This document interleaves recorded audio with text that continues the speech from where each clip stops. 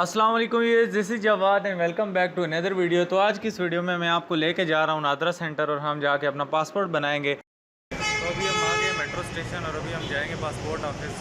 तो आपको फिर आगे दिखाते हैं कि क्या क्या प्रोसीजर होता है। तो अभी हम यहाँ पे मेट्रो स्टेशन जो है इससे उतर के जा रहे हैं आगे, और अभी सामने हम रहमानाबाद स्टेशन को अचीव करते हैं। तो रहमानाबाद स्टेशन को जो ही हमने अचीव किया तो यहाँ पे हमें क्या मिल गया, रहमानाबाद स्टेशन नीचे आ गया।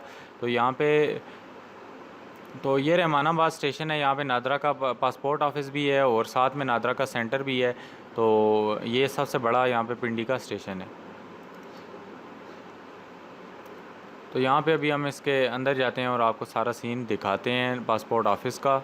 तो जो ही आप आएंगे तो आपको इस तरह एट द एंड यहाँ पे इस बिल्डिंग के एंड पे चले जाने हैं और आपको यहाँ पे पासपोर्ट ऑफिस अंदर ही मिलेगा।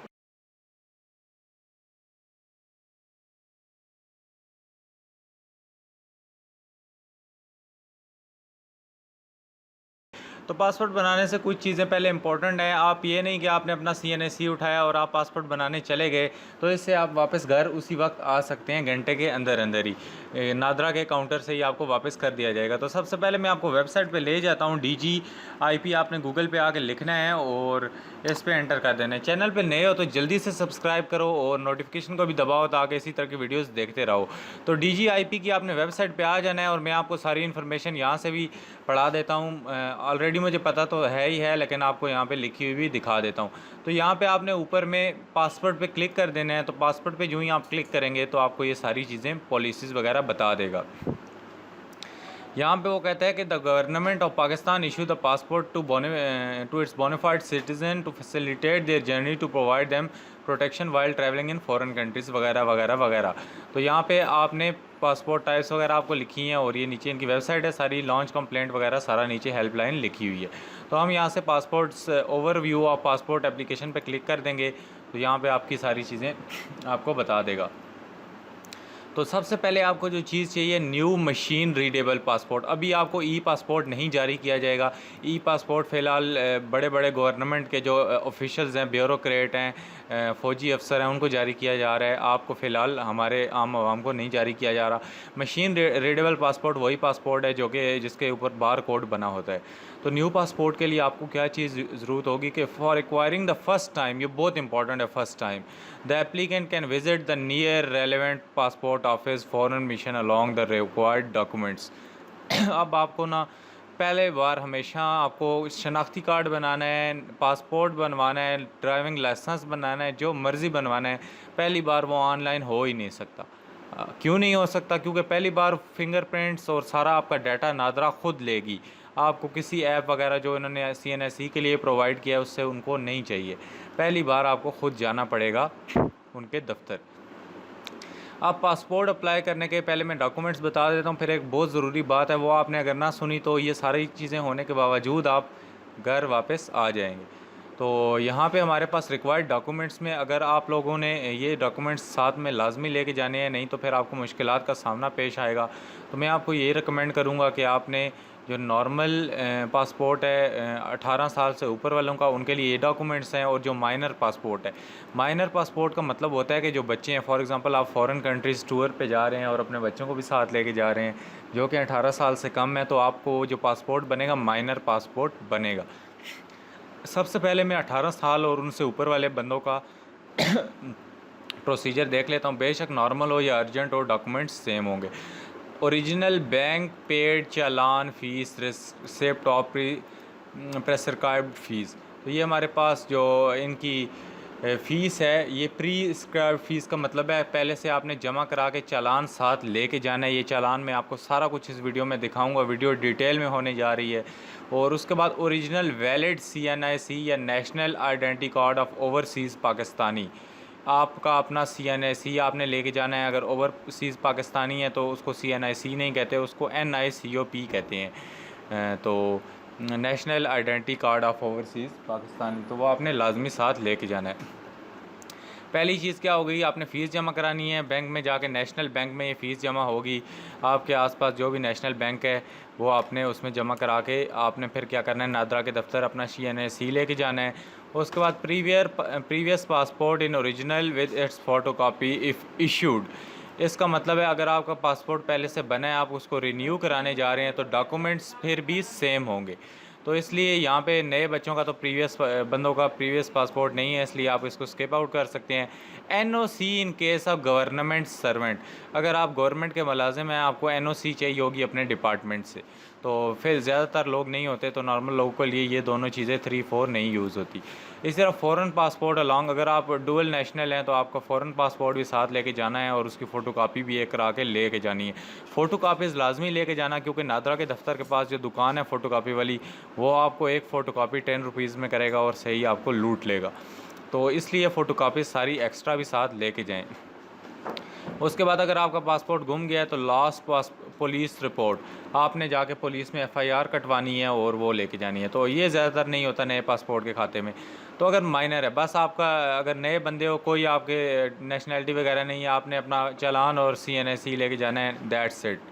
उसके बाद अगर माइनर है, अपने बच्चों का बनाना है, माइनर जो 18 साल से कम है, उनका एक तो आपने फ़ीस जमा करानी है। उसके बाद चाइल्ड रजिस्ट्रेशन सर्टिफिकेट CRC और फैमिली रजिस्ट्रेशन सर्टिफिकेट, या तो आपने बे फॉर्म लेके जाना है जिसको चिल्ड्रन रजिस्ट्रेशन सर्टिफिकेट कहते हैं, या कि फैमिली रजिस्ट्रेशन सर्टिफिकेट जिसमें सारी फैमिली के अफराद और उनके CNSE दर्ज होते हैं। उसके बाद कॉपीज़ ऑफ NIC, ये जो हमारा आपका शनाख्ती कार्ड है अपने पेरेंट्स का, अम्मी अब्बू दोनों की आपने कॉपीज़ लेके जानी है। उसके बाद ना minor will be accompanied by either his parents और legal guardian appointed by court of law along with its original valid CNSE या NICOP। तो आपने माइनर्स अपने साथ अपने पेरेंट्स, हिज हर पेरेंट, मतलब कि अपने पेरेंट्स को लाजमी अब्बू को लेके जाएं या अम्मी को, एक आपका सीनियर लाजमी होना चाहिए, क्योंकि अभी आप माइनर हैं, आपका CNSE नहीं है। इसी तरह फ़ॉरेन पासपोर्ट वाले अपने पास जो बच्चे हैं वो फ़ॉरेन पासपोर्ट ले जाएं। अगर आपके पेरेंट्स की डेथ हो चुकी है तो आप उनका डेथ सर्टिफिकेट ओरिजिनल भी और फ़ोटो कापी भी लेके जानी है। अगर पेरेंट्स की सेपरेटेड है या डिवोर्स हो चुकी है तो इसी तरह आपने वो पेपर्स कोर्ट ऑफ लॉ वाले जो उस पर प्रॉपर अटेस्टेड हैं वो लेके जाने हैं।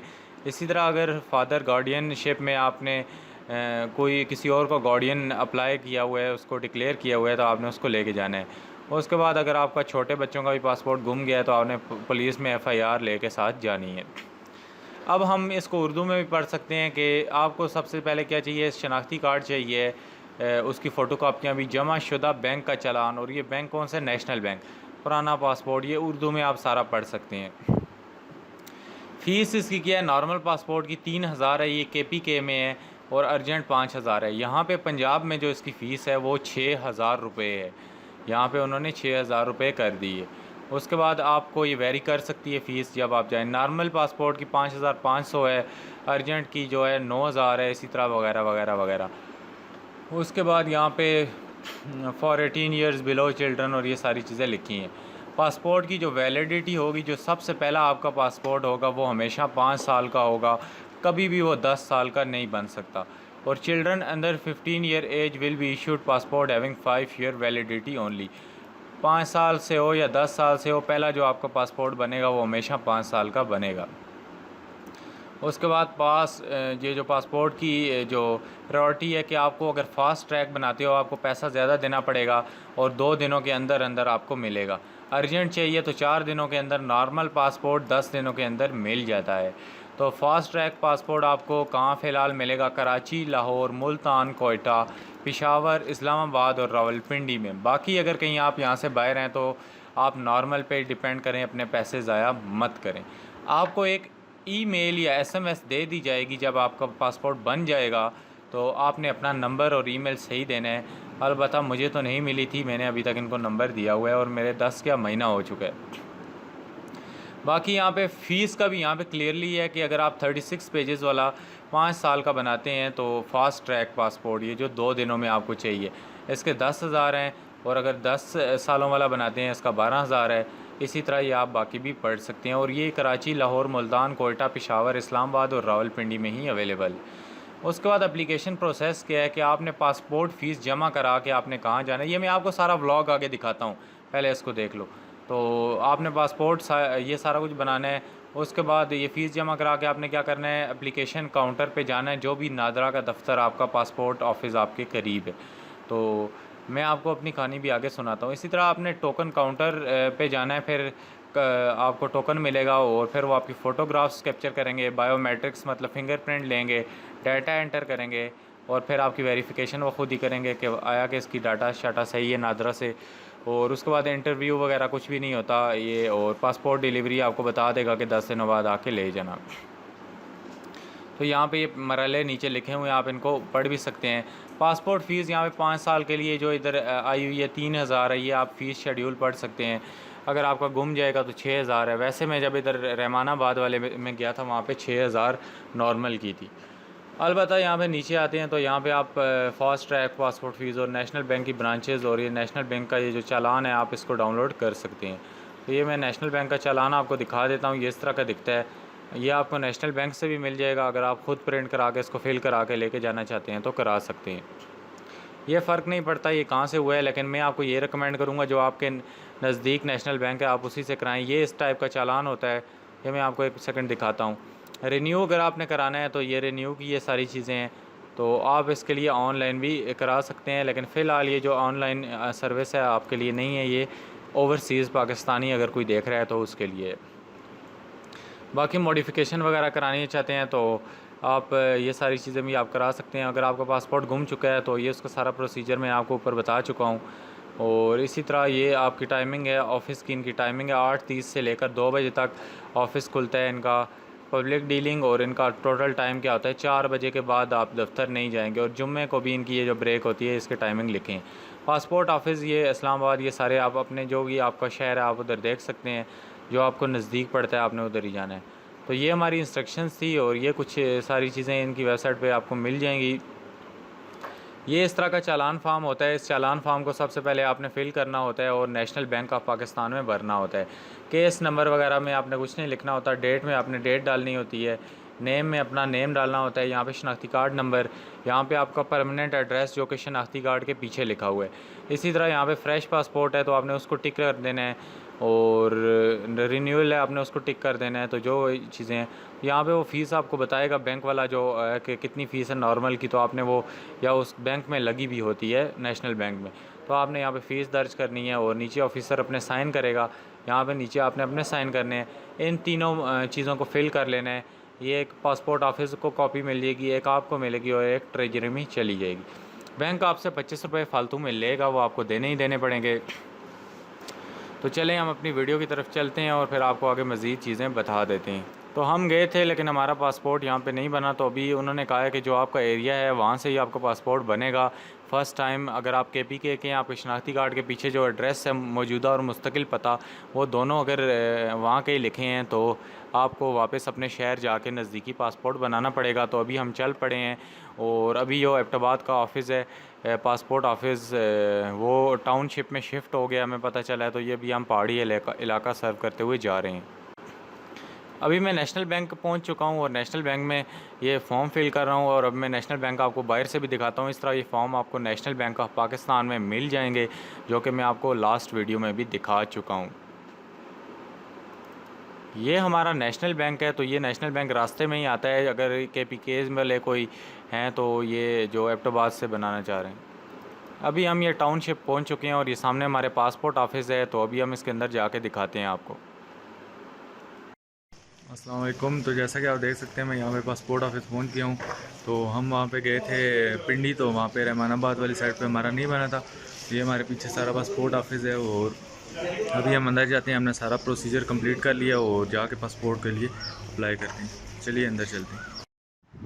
तो अभी आप ये ऊपर का व्यू देख सकते हैं, यहाँ पे पहाड़ियाँ नज़र आ रही हैं और ये सारा कुछ। और अभी अंदर यहाँ पे बैठने की जगह बाहर बनी हुई है। अगर हम साइड पे जाते हैं, मैं आपको व्यू दिखाता हूँ आगे जाके रोड का, तो आप ये देख सकते हैं इसको। अगर हम ऊपर से देखें तो ये बिल्कुल पहाड़ियों के बीच में बना हुआ है। आसपास आबादी भी काफ़ी ज़्यादा कम है और रोडें भी यहाँ पे ख़ास पक्की रोडें नहीं हैं। और ये अंदर हमारा सीटिंग एरिया आप देख सकते हैं, आपने इधर बैठना है। और ये हमारी लाइन है, तो आपने इस लाइन में जाकर खड़े हो जाना है और आपकी वो रजिस्ट्रेशन करेगा अपनी बारी पे, और टोकन नंबर भी आपको इस पहली लाइन से ही दे देगा। और उसके बाद आपका अंगूठा वगैरह लगवाएंगे और उसके बाद ये आप दूसरी लाइन साथ में देख सकते हैं। इस दूसरी लाइन पे जाएंगे तो वो आपकी फ़ोटोग्राफ वगैरह लेगा और इसी तरह आपका प्रोसेस यहाँ पे कंप्लीट हो जाएगा जो बायोमेट्रिक्स है। और फिर आप यहाँ पे आप अपने वेटिंग कर सकते सकते हैं। और वो जो रूम आपको आगे नज़र आ रहा है जिसमें एक बाबा जी खड़े हैं, एंड पे आपको रूम नज़र आ रहा है सामने, तो आप इस रूम में जाकर अपना पासपोर्ट कलेक्ट भी कर सकते हैं। तो यहाँ से ही आपने कलेक्ट भी करना है आके, और यहाँ से ही आपका सारा प्रोसेस कंप्लीट होगा। तो उम्मीद है आज की वीडियो अच्छी लगी होगी। अल्लाह हाफ़िज़, टेक केयर।